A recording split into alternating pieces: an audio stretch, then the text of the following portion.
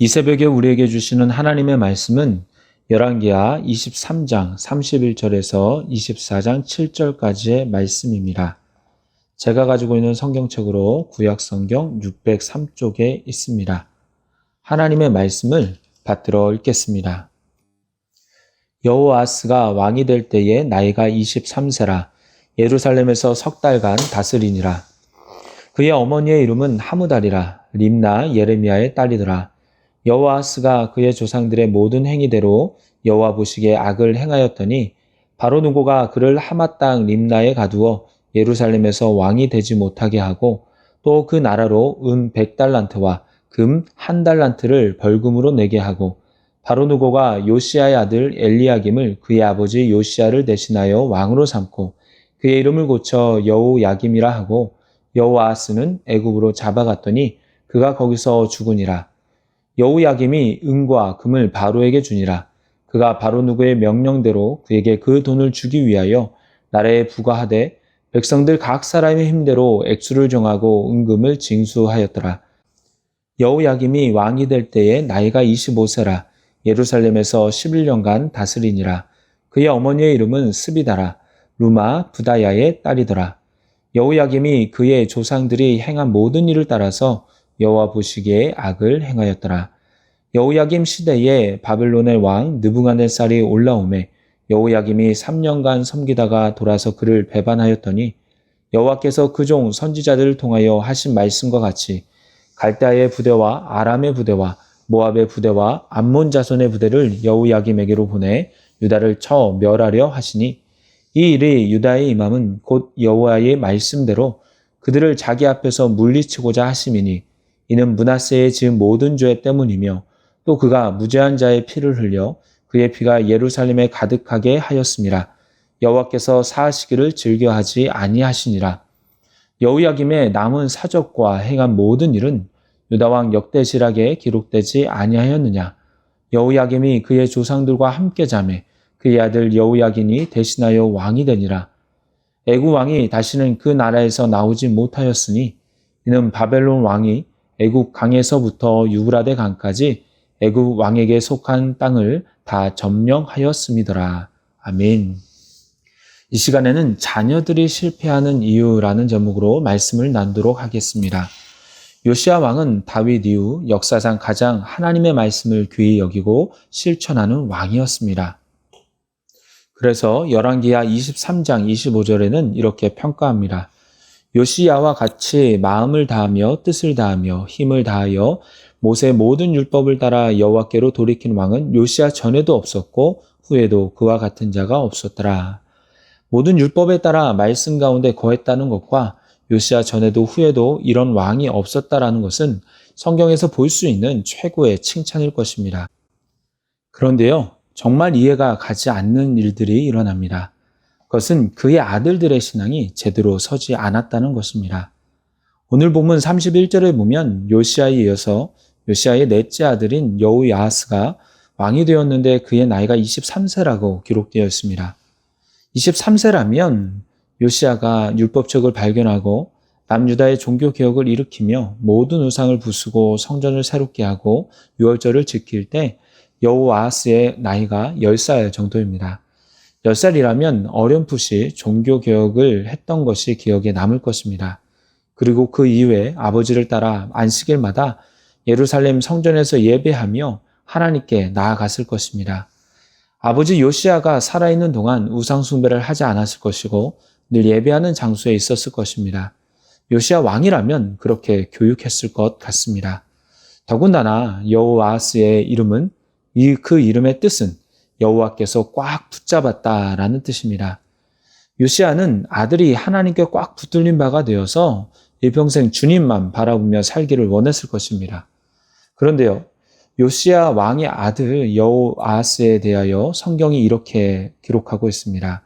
32절에 보면 여호아하스가 그의 조상들의 모든 행위대로 여호와 보시기에 악을 행하였더니 여호아하스가 여호와 보시기에 악을 행하였다는 것입니다. 그리고 그 앞에 뭐라고 되어 있습니까? 그의 조상들의 모든 행위대로라고 되어 있습니다. 여호아하스는 그의 조상들을 만난 적이 없습니다. 그의 아버지만 만났을 뿐입니다. 아버지에게만 교육을 받았습니다. 그런데 조상들의 행위대로 악을 행했다는 것입니다. 아버지를 본받지 않고 악을 행한 조상들을 본받았다라는 것입니다. 그런 여호아스는 3달밖에 나라를 다스리지 못했습니다. 그 이유는 33절에 나와 있는데요. 애굽의 왕인 바로누고가 그를 하마 땅 림나에 가두어서 예루살렘에서 왕이 되지 못하게 한 것입니다.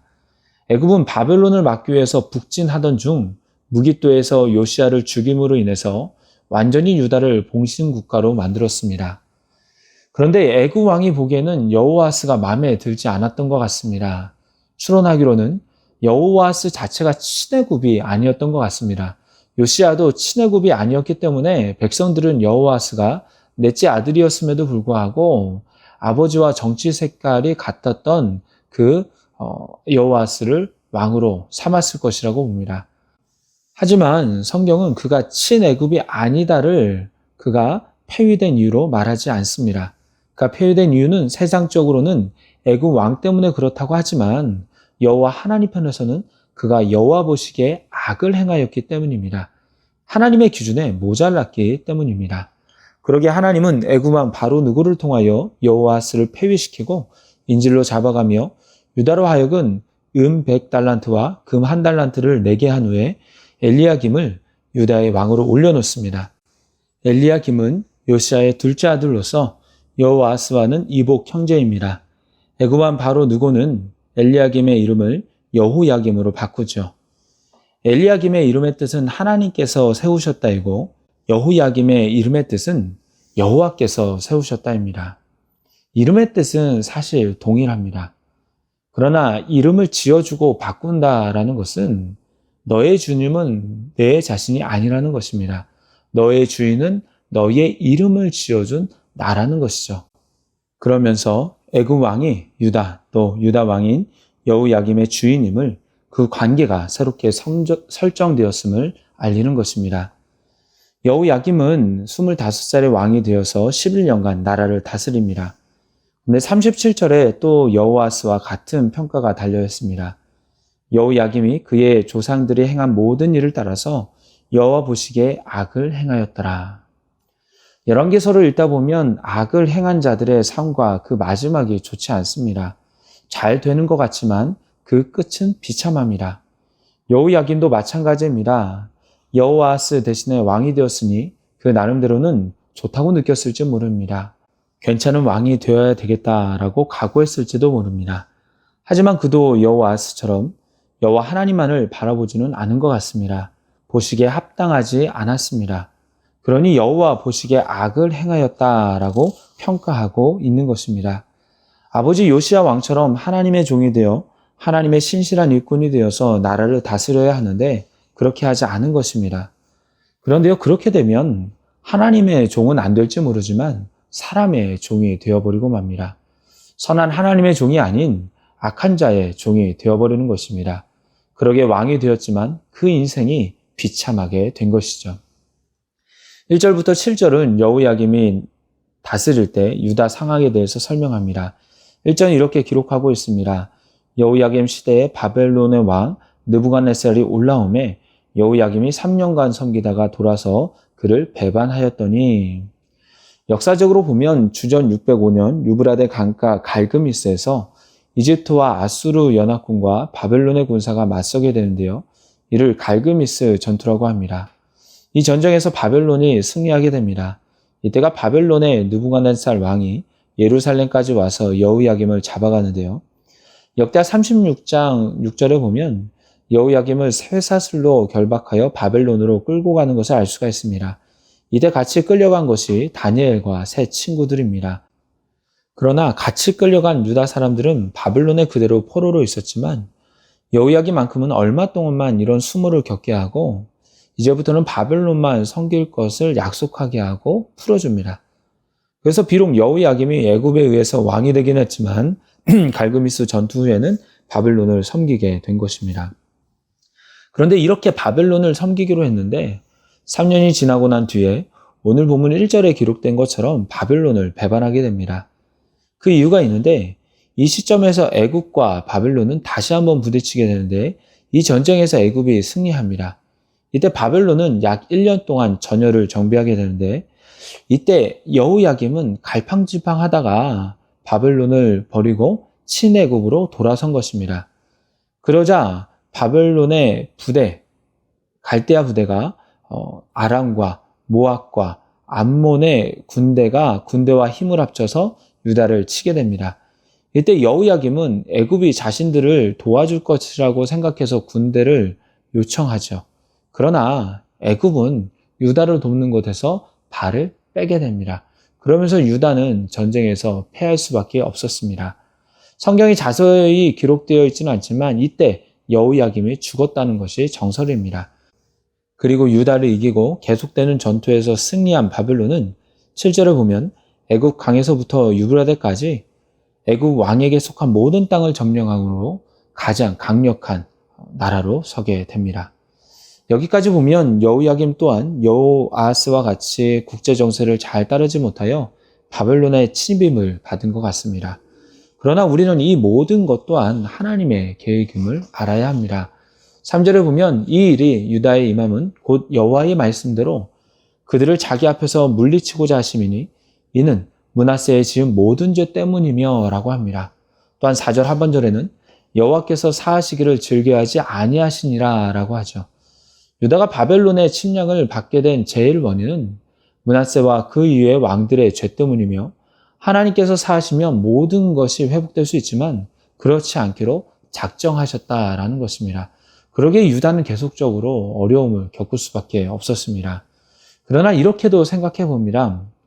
므낫세로 인하여 남유다의 우상숭배가 그 죄가 만연했지만 요시아의 개혁과 31년간의 통치로 인해서 많이 회복되었을 것입니다.